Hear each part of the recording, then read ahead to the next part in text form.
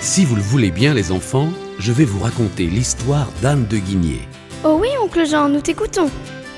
Moi, j'ai vu la photo de la petite Anne et je trouve qu'elle est très belle. Oui, c'est vrai, Pauline. Mais c'est la présence de Jésus dans son âme qui la rendait aussi jolie. Les gens disaient, on voyait Dieu dans ses yeux. Raconte vite, oncle Jean. Tout a commencé ici, en Savoie, à Annecy-le-Vieux.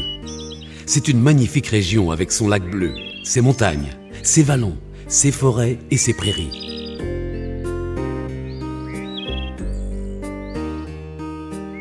Le château de la Cour, où habitent monsieur et madame Jacques de Guigné, est une vieille et belle demeure qui domine le lac d'Annecy.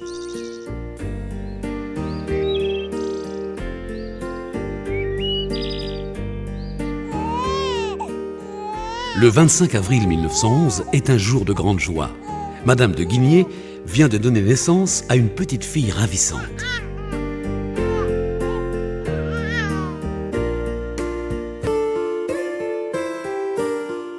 Elle est baptisée dès le lendemain et reçoit les prénoms de Jeanne, Marie, Joseph et Anne. Mais c'est le prénom d'Anne qui est retenu par tout le monde. En famille, on l'appellera Nénette. Son papa, le comte Jacques de Guigné, a fait des études pour être militaire dans les chasseurs alpins. Mais au moment de la naissance d'Anne, il a quitté l'armée et s'occupe de sa famille, de ses domaines et de sa paroisse. C'est un homme aimable, doux et profondément chrétien.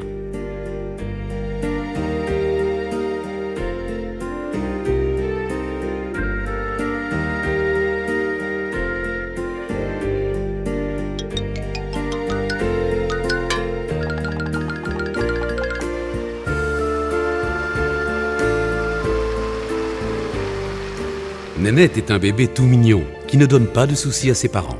Très tôt, ses parents lui parlent du bon Dieu, de Jésus, de Marie. Sur les genoux de sa maman, Anne apprend à prier. Les mois passent. Anne est une petite fille pleine de vie, mais on doit quand même la surveiller sans arrêt. Et elle a déjà beaucoup de caractère.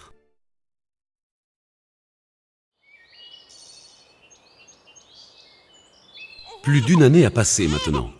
Anne a 15 mois lorsqu'un petit frère arrive au château de la Cour. Il s'appelle Jacques comme son papa.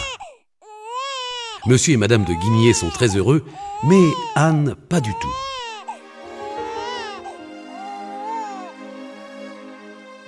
Les semaines et les mois passent et dans sa petite tête, elle rumine sans arrêt.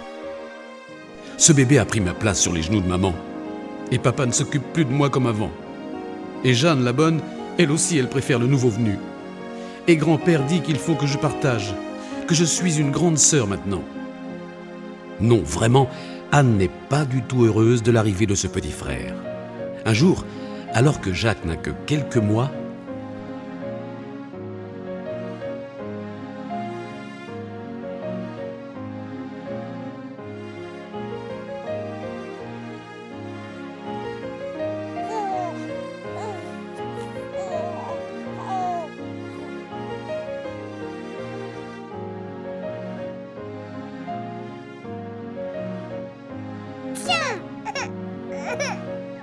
Oh mon Dieu!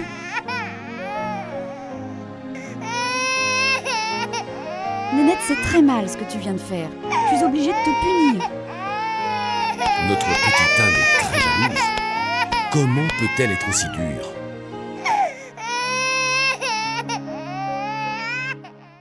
Elle n'a pas dû recommencer, la petite Anne. Eh bien si, figure-toi. Un autre jour, madame de Guigné est dehors près de la maison. Assise sur une chaise de jardin, elle tient le petit Jacques sur ses genoux.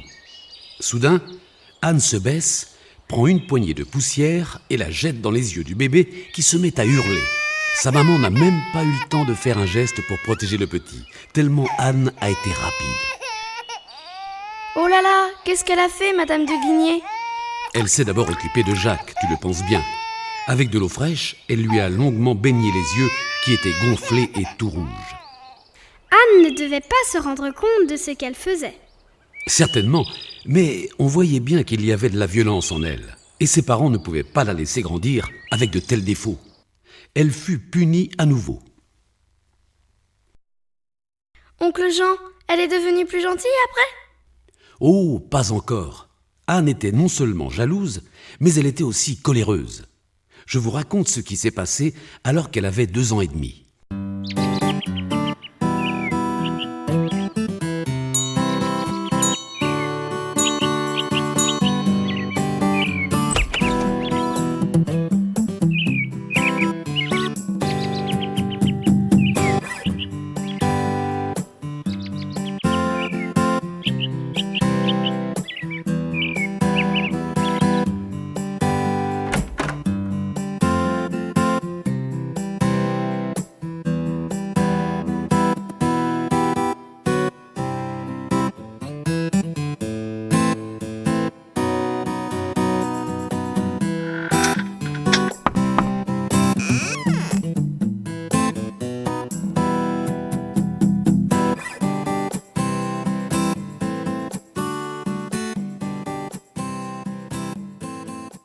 Ma petite Anne, tu vois, lorsque le photographe te le dira, tu donneras ton bouquet à Jacques et juste à ce moment-là, il prendra la photo. C'est à moi les fleurs, je veux pas les donner. Nénette, sois gentille, fais ce que te dit papa. Tends les fleurs à ton petit frère. Non, je veux pas. Anne, fais ce que je te dis. Je veux pas, c'est à moi.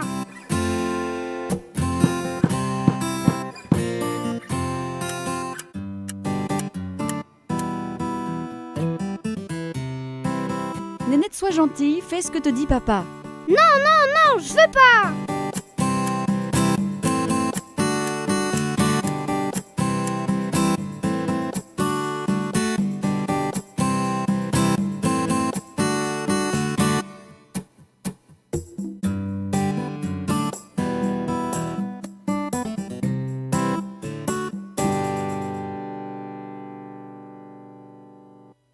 Regardez, c'est la photo qui a été prise ce jour-là.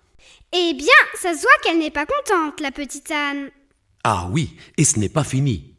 Je continue. Anne était très désobéissante et il fallait la surveiller sans arrêt. Elle trouvait toujours le moyen de se sauver partout au risque de se blesser ou même de se tuer. Par exemple, on lui avait défendu d'aller auprès des ruches qui se trouvaient dans le parc. Mais elle y allait quand même. Un jour, on l'a surprise qui serrait avec rage son petit poing. Lorsqu'on réussit à lui ouvrir la main, on y trouva une abeille.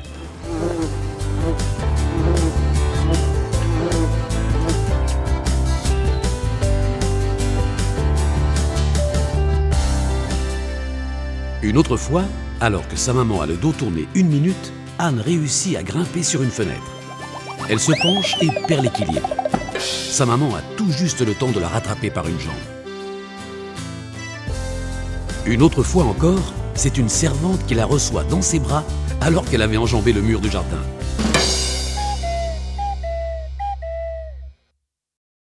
Ah, il faut que je vous raconte aussi l'affaire des chocolats. On avait offert à la famille une boîte de chocolat et Madame de Guigné en avait donné à tout le monde. Mais Anne en voulait absolument un autre. Et elle insistait et réclamait sans arrêt, si bien que Madame de Guigné décida de mettre la boîte à l'abri sur le dessus d'une vitrine. Mais Anne n'avait pas les yeux dans sa poche. Elle profita de la visite d'une personne pour mettre à exécution son plan de désobéissance. Elle prit un petit banc, plaça par-dessus une petite chaise, puis des coussins et réussit à grimper sur l'échafaudage. Mais au moment où elle atteignait le sac, sa maman la prit dans ses bras et la gronda sévèrement.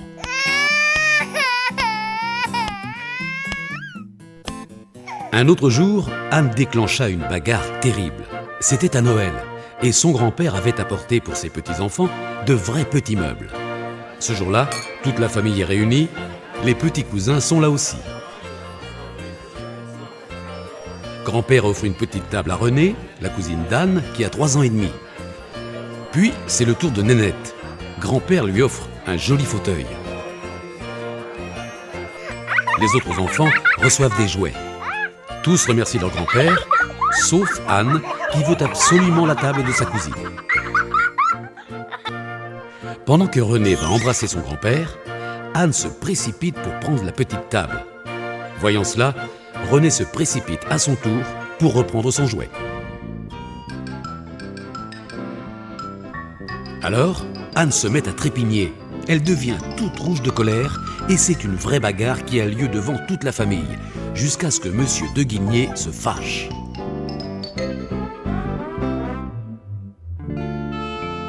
Le pauvre grand-père en était tout retourné. Il est sorti du salon en soupirant. « Je plains sa mère quand elle aura 20 ans. »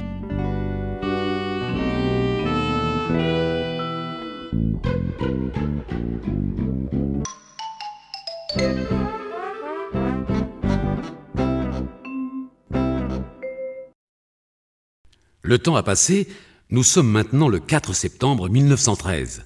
Anne et Jacques viennent d'avoir une petite sœur. Elle s'appelle Magdeleine et il semble que Nénette l'accepte mieux qu'elle n'a accepté son frère Jacques. Elle s'est habituée peu à peu à partager. Elle reste quand même très autoritaire et quand elle joue avec ses petits cousins et cousines, Anne commande tout le monde comme un petit général. Un jour... On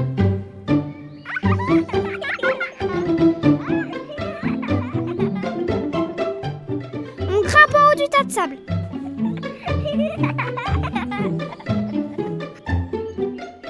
Allez, plus vite.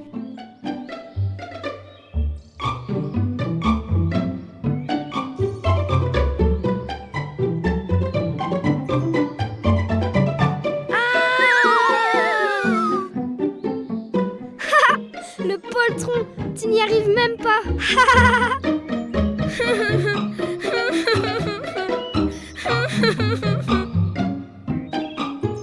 Ouais, youpi!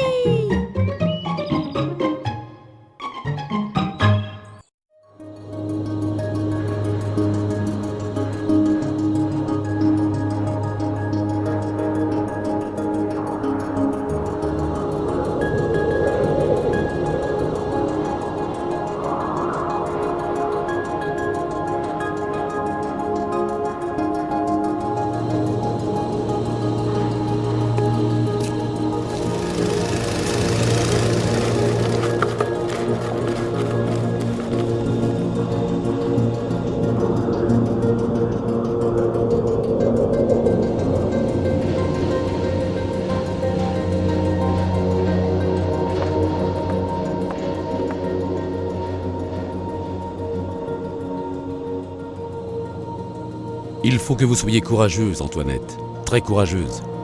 L'Allemagne a déclaré la guerre à la France. Je suis un soldat et je pars défendre notre pays.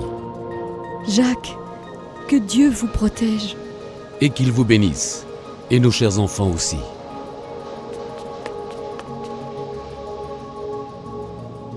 Ma petite Anne, sois bien sage. Je reviendrai bientôt. Toi aussi, mon petit Jacques.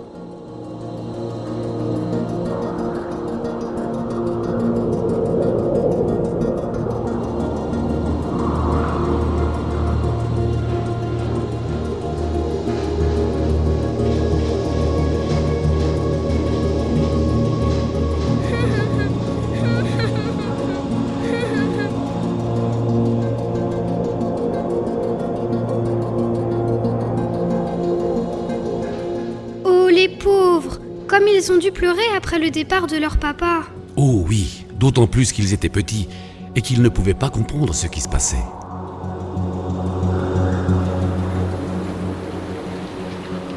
Cette guerre fut épouvantable. Elle devait durer 4 ans.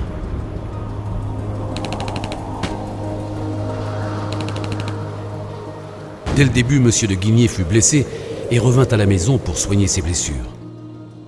Il était épuisé. Il avait beaucoup maigri. Les enfants le reconnaissaient à peine. Ils étaient tout effrayés et se serraient contre leur maman.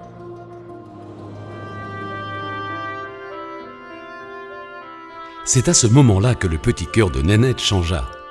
Elle cherchait à aider sa maman et rendait 1000 petits services. Par exemple, quand son papa put se lever, elle lui apportait ses béquilles ou d'autres choses dont il avait besoin. Dès qu'il voit que ses blessures sont presque guéries, il part rejoindre les chasseurs alpins. Il est officier et il veut montrer l'exemple. C'est un homme courageux qui fait passer son devoir de soldat avant toute chose. Mais la séparation est encore plus terrible. Madame de Guigné pleure et son chagrin est d'autant plus grand qu'elle attend un 4e enfant. Le bébé vient au monde le 4 janvier 1915. C'est une petite fille, Marie-Antoinette. Mais en famille, tout le monde l'appelle Marinette ou bébé, tout simplement. Elle fut baptisée dès le lendemain. Mais comme ce jour-là, il neigeait à gros flocons et que le froid était glacial, monsieur le curé vint à la maison pour baptiser Marinette. Anne était très fière, car la marraine de sa petite sœur n'avait pas pu se déplacer. Et Anne fut choisie pour la remplacer. C'est avec beaucoup de sérieux qu'elle posa sa main sur le bébé lorsque monsieur le curé le lui demanda.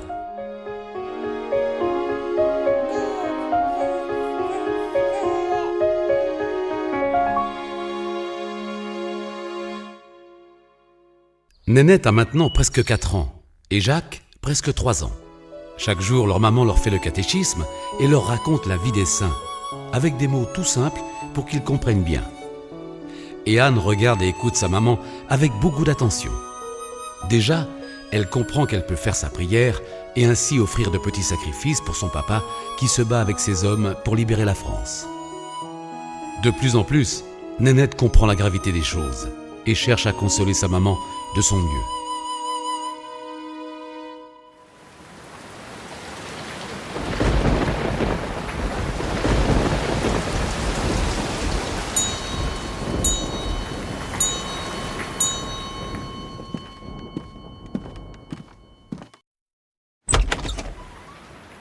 Bonjour, monsieur le curé, que ce...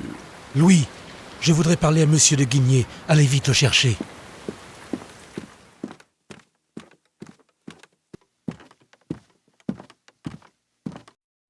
Monsieur, c'est monsieur le curé qui vient vous parler. Hélas, monsieur, c'est une terrible nouvelle.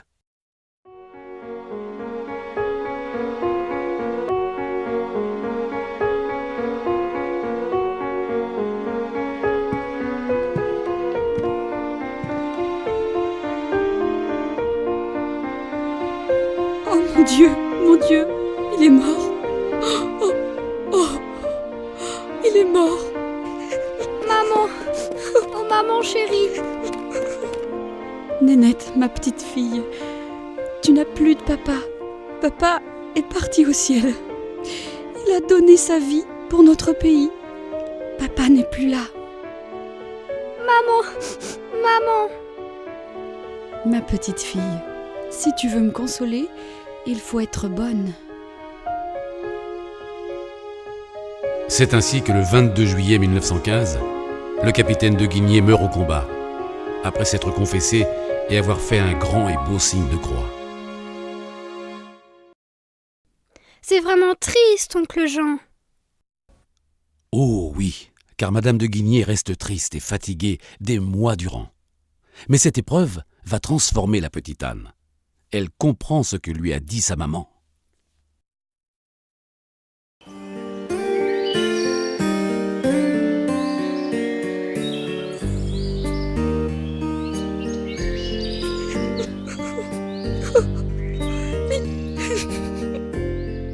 Maman, papa est au ciel, il est heureux.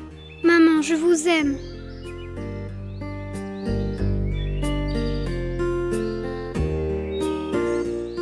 Tu sais, Jojo, il faut être bon. Maman a du chagrin.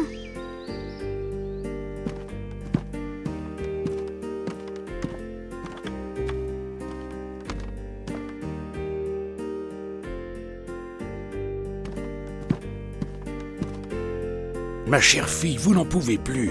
Vous êtes épuisée par le chagrin. Je pense qu'il faut changer d'air. Je vais louer une maison dans le Midi pour y passer l'hiver. Le soleil et l'air de la mer feront du bien à tous. Vous avez sans doute raison. Et puis, croyez-moi, ma chère fille, il faudrait une institutrice pour les enfants. Elle vous aiderait beaucoup. Vous ne pouvez pas élever toute seule vos 4 petits. Oui, ce sera sûrement très bien.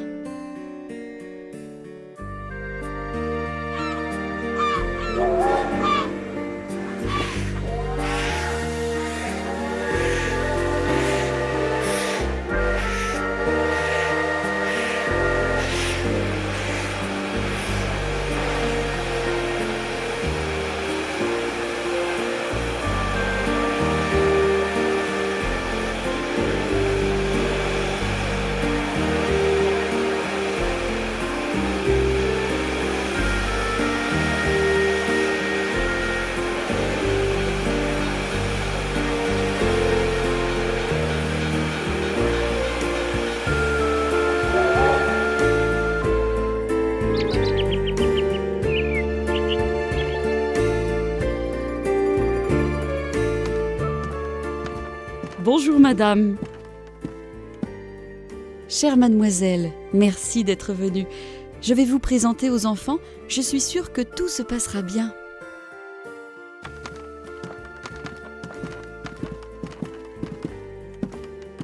Bonjour mademoiselle. Bonjour Anne. Et voici Jacques qui a 4 ans. Bonjour Jacques. Nous allons sûrement nous entendre très bien. Et puis Magdeleine, elle a 2 ans et demi. Et enfin Mariette qui a 1 an. Bonjour les enfants. Mademoiselle Basset sera votre institutrice. Mademoiselle, vous voulez bien que je vous appelle Demoise? Mais oui Anne, ce sera très bien. Voyons, et si nous commencions par une promenade sur la plage?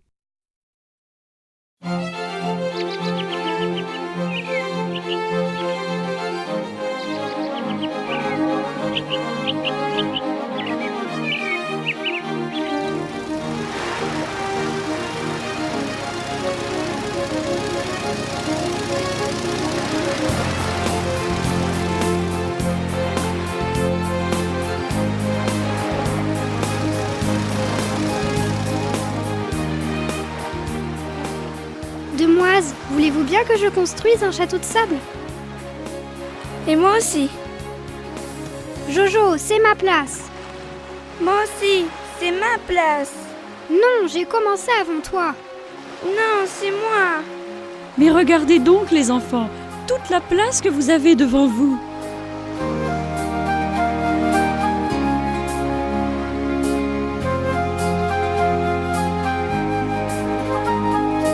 Oui, c'est vrai, Demoise.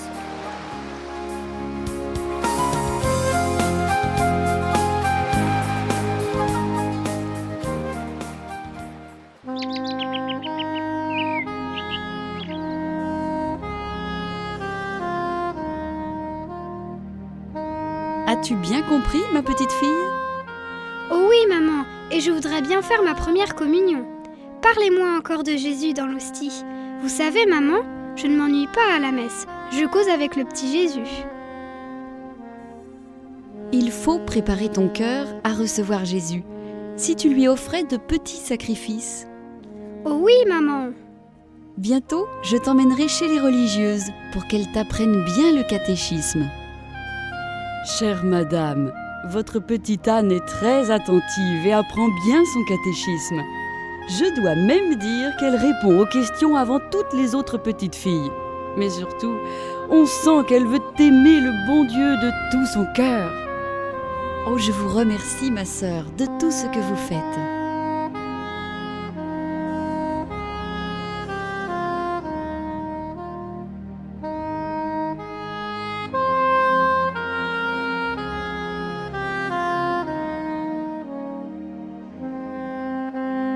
Madame, c'est une maladie très grave.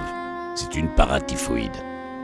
N'oubliez pas, il faut un bain presque froid pour faire baisser la température qui peut dépasser 40 degrés. Oui, nous ferons le nécessaire, docteur. Je vous remercie. Oh maman, non, c'est trop dur. Allez, courage, ma chérie. C'est pour la France qui est encore en guerre. Alors oui, maman. Aujourd'hui, vous savez, nous allons tous être sages. Personne ne parlera à table, sauf si on nous interroge. Ce serait une bonne surprise pour maman et grand-père.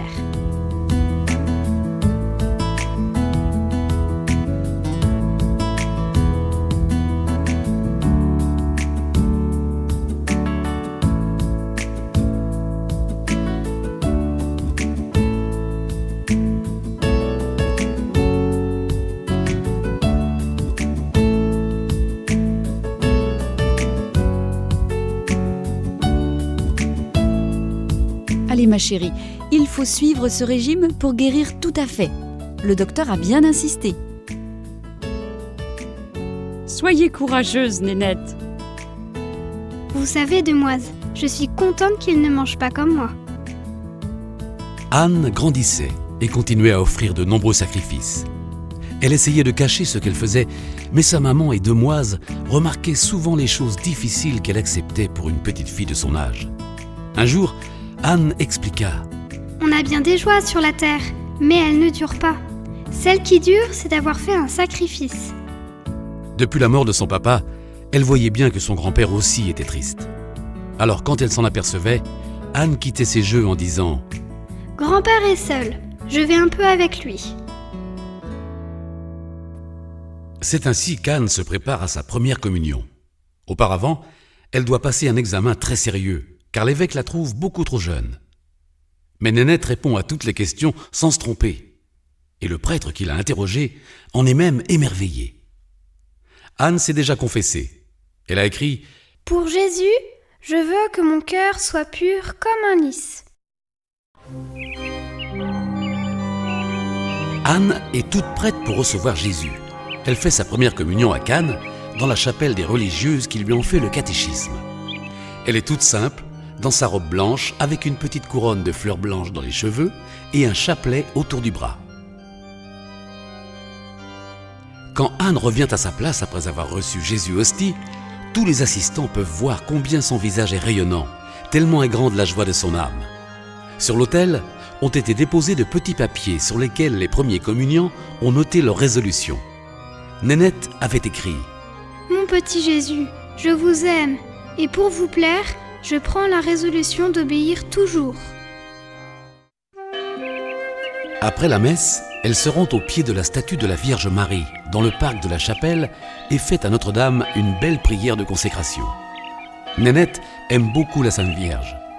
Elle lui écrit de belles poésies, comme celle-ci par exemple. Ô Marie, ô ma bonne mère, prêtez-moi votre fils, rien qu'une seconde. Déposez-le dans mes humbles bras. Permettez-moi, ô Marie, de baiser les pieds de votre cher fils, qui m'a tant donné de grâce. Que je désire, ô Marie, recevoir dans mes bras votre fils. Donnez-le-moi, donnez-le-moi. 2 semaines plus tard, vêtue de la même robe blanche et dans la même chapelle, Anne reçoit le sacrement de confirmation, qui lui donne les dons du Saint-Esprit. Maintenant, Nénette va faire des progrès tous les jours. Même sa maman dira plus tard qu'elle ne voyait pas de défaut chez sa petite fille. C'est impossible de raconter tout ce que faisait Anne pour les autres. Mais voici quelques exemples de sa bonté.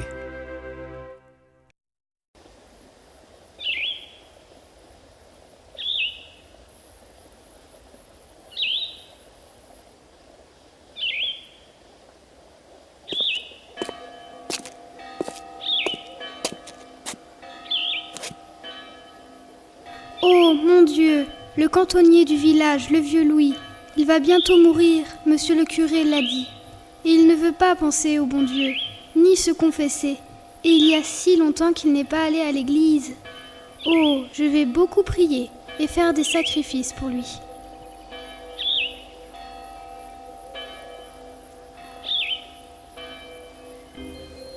Oh, maman, s'il vous plaît, entrons à l'église.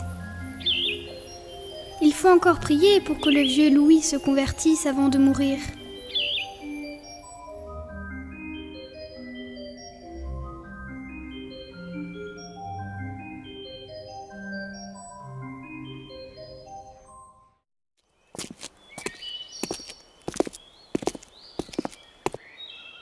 Madame, il faut que je vous dise, le vieux Louis est mort hier soir, il a demandé pardon au bon Dieu. Il s'est confessé et il a communié. Merci, monsieur le curé, pour cette bonne nouvelle. Oh, quelle joie, comme je suis heureuse. Le vieux Louis est sauvé, il ira au ciel. Merci Jésus, oh merci.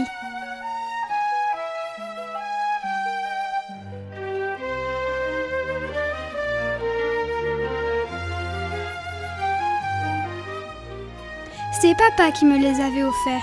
Que c'est dur de m'en séparer. Mais les enfants pauvres seront si heureux.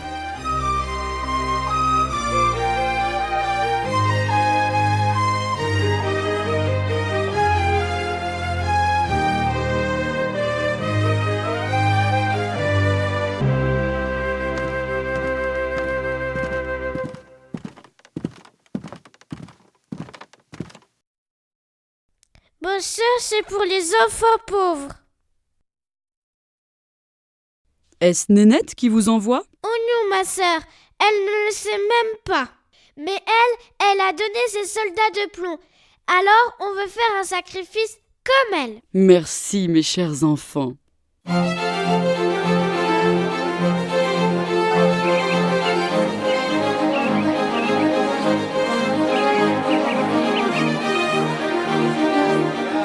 Je vais acheter 2 écharpes et ce petit jouet.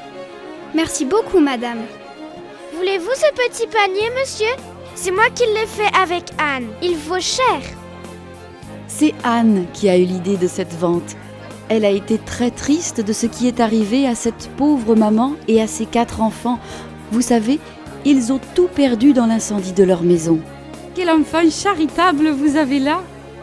C'est une idée magnifique et généreuse. Nous sommes si heureuses de l'aider.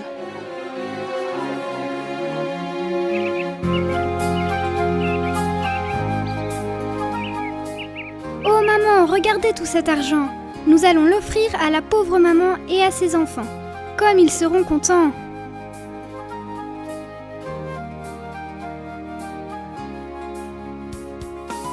C'est Demoise qui me l'a donné. Il est beau, n'est-ce pas? Oh oui, quel beau calendrier!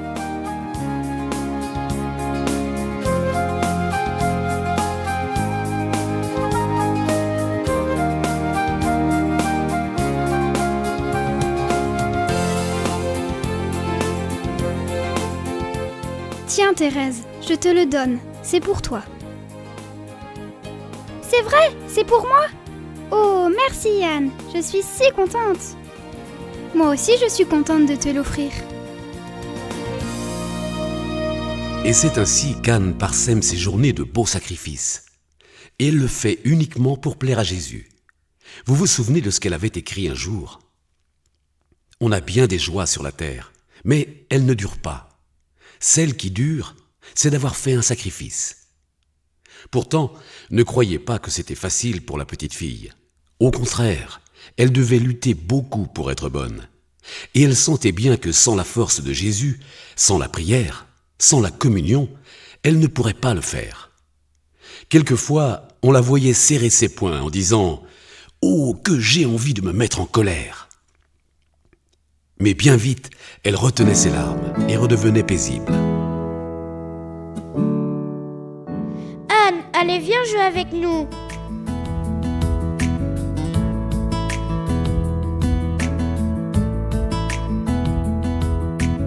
Où est mon ange gardien? Nénette, peux-tu me rendre service? Je ne vois plus bien, tu sais. Je suis là, oncle Albert. Tenez, asseyez-vous. Je vais m'occuper de vous. Demoise, appuyez-vous contre ces coussins. Vous serez moins fatigué. Il ne faut pas que vous tombiez malade. Oh non, je me suis trompée. Ce n'est pas beau du tout. Ce n'est peut-être pas grave. Aussi, Demoise, je vais recommencer. Il faut que ce soit très beau, parce que c'est pour les pauvres.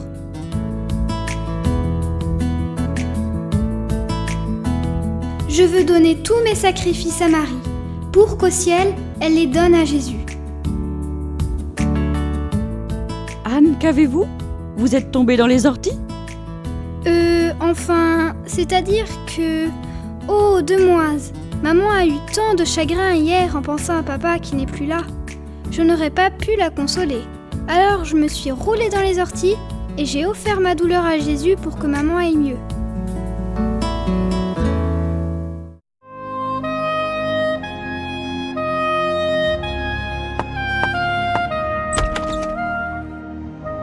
Anne, que se passe-t-il? Demoise, vous savez, la personne que vous m'avez confiée en secret, eh bien, elle va se convertir. Je prie pour elle et le bon Dieu ne peut pas me le refuser puisque c'est pour sa gloire.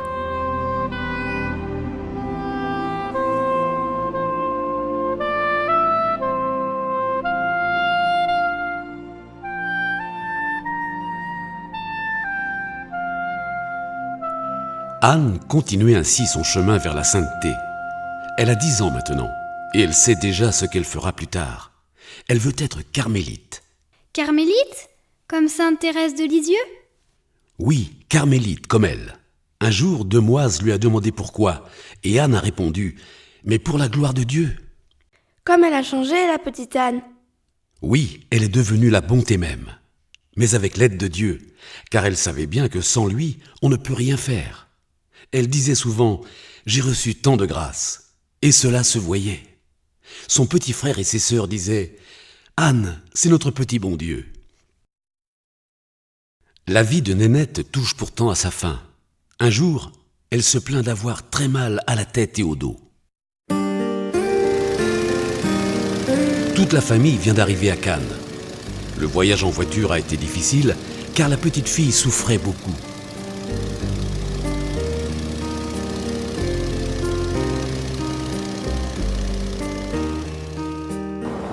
Pourtant, Anne ne pensait qu'aux autres.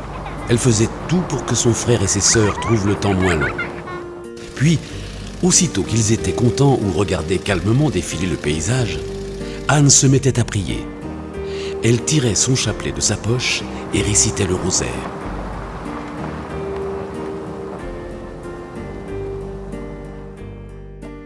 Elle priait pour toutes les personnes qu'on lui avait confiées? Oui, certainement. Dans sa journée, elle avait des moments réservés pour cela. Et lorsqu'on lui confiait une nouvelle personne, elle ne disait jamais non. Elle répondait aimablement « Je m'arrangerai ». Cela prouve qu'elle devait vraiment prier bien et beaucoup. Oui, mon petit Pierre, Anne nous donne un bel exemple de confiance en Dieu. Raconte la suite, oncle Jean. Tu disais qu'elle avait très mal à la tête et au dos. Le docteur est venu la voir? Bien sûr, Madame de Guigné l'a appelée tout de suite. Après l'avoir examinée, il a pensé que c'était des rhumatismes et lui a donné quelque chose pour la soigner. Mais les douleurs à la tête ont continué et Anne sentait une très grande fatigue. Un soir à table, elle fit un gros effort pour manger sa soupe. Mais sa maman, la voyant si fatiguée, lui dit d'aller se coucher. Pauvre petite fille, elle ne savait pas que c'était la dernière fois qu'elle prenait son repas à la table familiale. Le lendemain, Anne eut beaucoup de fièvre et elle avait très mal à la tête et au ventre. Pourtant, le docteur n'était pas vraiment inquiet. Il pensait sûrement que cela allait passer aussi vite. Pauvre Nénette, elle n'a pas guéri? Non, Anne ne guérissait pas. Après plusieurs jours, tout le monde comprit qu'elle était très malade. On voyait son petit visage contracté par la douleur. Le moindre mouvement la fatiguait. Et rien ni personne n'arrivait à la soulager. À cette époque, les médecins ne connaissaient pas tout ce que l'on sait aujourd'hui. Et il n'y avait pas autant de médicaments. Elle devait se plaindre et pleurer, la pauvre petite Anne. Non, elle ne se plaignait pas. On voyait seulement qu'elle souffrait beaucoup.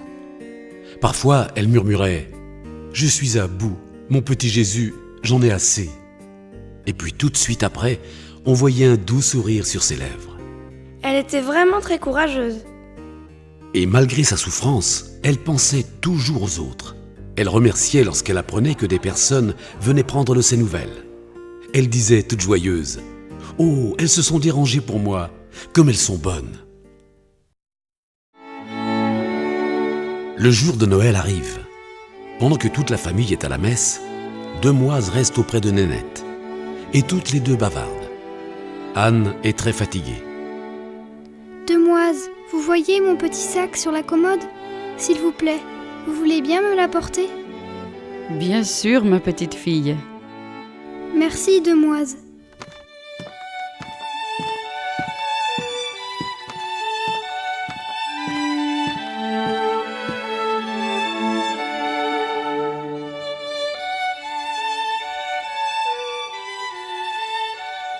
Demoise, je n'ai pas la force. Soyez bonne. Ouvrez-le et prenez les images de la nativité que j'ai mises dedans. C'est un petit cadeau de Noël pour les femmes de chambre et pour la cuisinière. Comme c'est gentil de votre part, ma petite Anne, elles vont être si contentes. Au retour de la messe de Noël, tout le monde vient embrasser Anne. Et au moment de la distribution des cadeaux, la petite fille semble aller mieux et s'intéresse à tout le monde. Regarde Anne, tu as vu comme c'est beau? Oh Lélène, c'est très beau. Tu es contente? Et toi Jojo, quel magnifique Noël!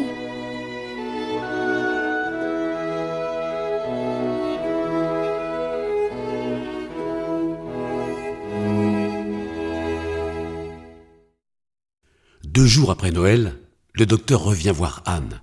Elle va très mal. Elle souffre de plus en plus de la tête et du dos, et on doit lui faire sans cesse des compresses sur le front pour essayer de calmer la douleur. Tu as souffert bien courageusement, ma chérie. Tu as consolé le cœur de Jésus et tu l'as sûrement aidé à convertir des pécheurs.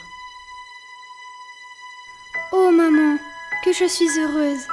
Alors, si c'est ainsi, je veux bien souffrir encore. Ma chérie, tu es une bonne petite fille.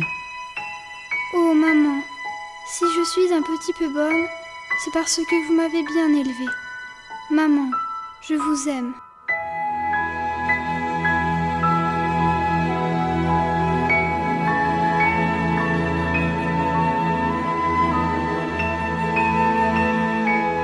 Les petits ont besoin de vous, madame. Il faut vous reposer.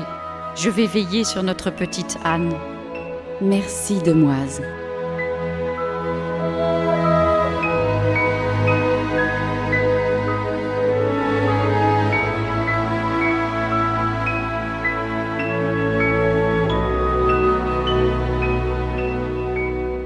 Demoiselle, comment? Vous êtes encore là? Oh, si maman le savait, elle ne serait pas contente. Vous serez fatiguée. Non, non, ma petite Anne, je vous assure que je ne suis pas fatiguée. C'est que je ne veux pas que vous soyez malade, moi. Dites-moi, demoiselle, est-ce que les petits vont bien? Et maman, n'est-elle pas trop fatiguée? Et les enfants que le docteur a soignés et qui sont malades, comme moi, comment vont-ils? Bien, ma petite fille, ils vont bien, ils vont guérir. Oh, que je suis contente alors.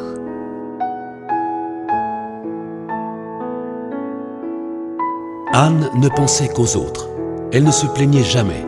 Et pourtant, son état empirait de jour en jour. Elle avait beaucoup de mal à respirer. Si bien que Madame de Guigné demanda à un prêtre de venir lui donner le sacrement des malades. Anne se confessa et reçut aussi la communion. Les jours qui suivirent, elle priait sans cesse et demandait que l'on prie tout haut près de son lit. Elle répétait souvent « Mon bon Jésus, je veux tout ce que vous voulez. » Et puis, elle offrait à Jésus ses souffrances pour les personnes qu'on lui confiait. Chaque heure de la journée était offerte. Anne n'oubliait personne.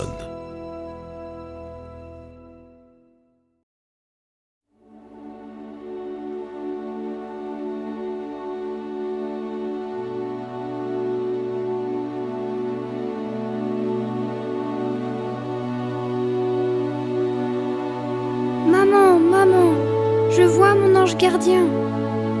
Que dis-tu? Très vrai, il est là. Je le vois, maman, je le vois. Jojo, l'Hélène, bébé, venez voir. Oh, mais venez voir comme c'est beau.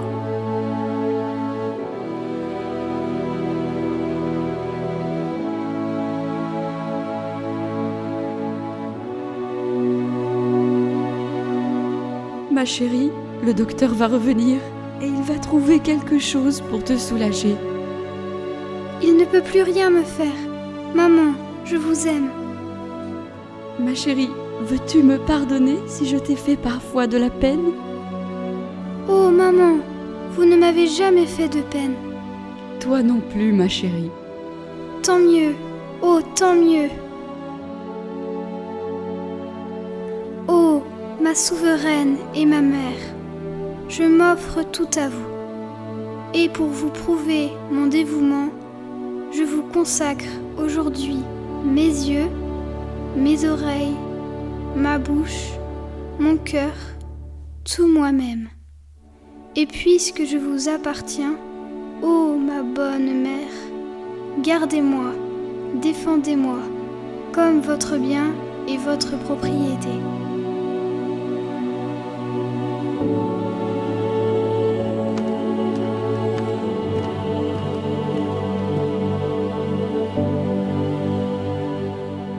Madame, c'est bientôt la fin. Je vais lui faire une piqûre pour qu'elle souffre moins, mais désormais, elle ne vous entendra plus et ne vous verra plus. Regardez encore votre maman, ma chérie.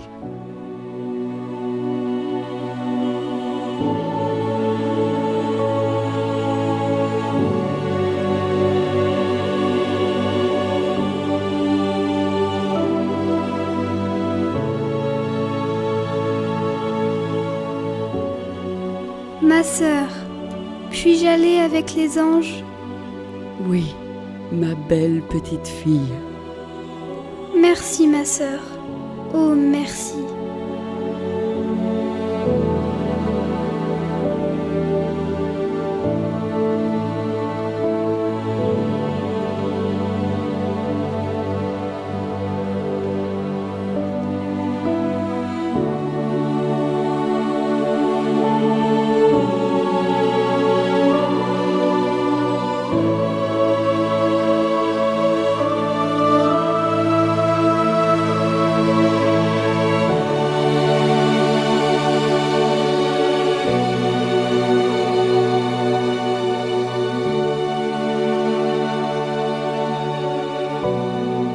C'est ainsi qu'à l'aube du 14 janvier 1922, obéissante jusqu'au bout, Anne est partie rejoindre les anges dans le royaume des cieux.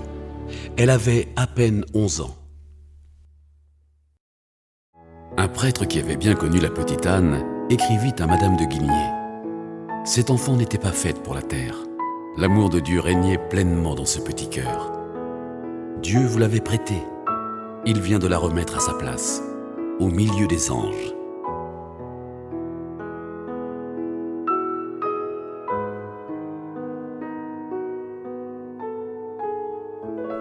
Oncle Jean, c'est vraiment triste, mais aussi très beau. Anne est morte comme une sainte. Est-ce qu'elle commence à être connue maintenant? Oui, la petite Anne commence à être connue. Et un jour peut-être, le pape la proclamera bienheureuse et sainte.